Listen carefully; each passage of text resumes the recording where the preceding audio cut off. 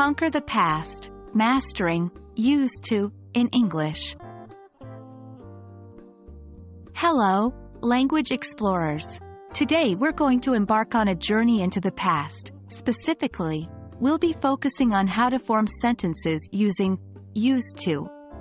This is an essential tool when talking about past habits or situations that no longer exist. So buckle up and get ready to dive deep into the English language.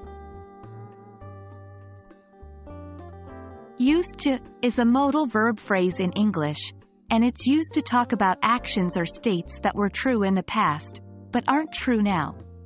For instance, if you had a habit of reading books every night as a child, but you don't do that anymore, you'd say, I used to read books every night.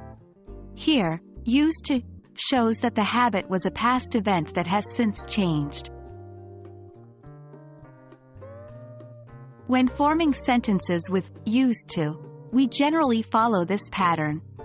Subject plus used to plus base form of the verb. For example, I used to play football. She used to work late.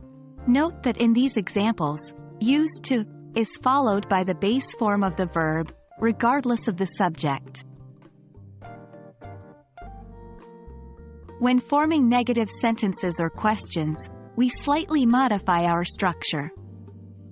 For negatives, we simply add didn't before used to and drop the d from used. Subject plus didn't plus used to plus base form of the verb. For example, I didn't used to like broccoli.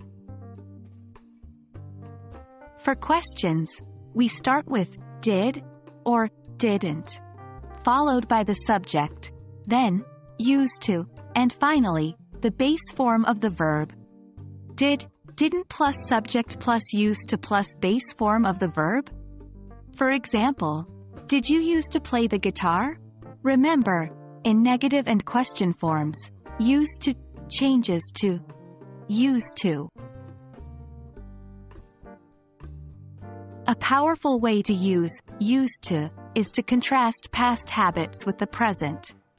Subject plus used to plus base form of the verb plus but and plus now plus present tense form of the verb.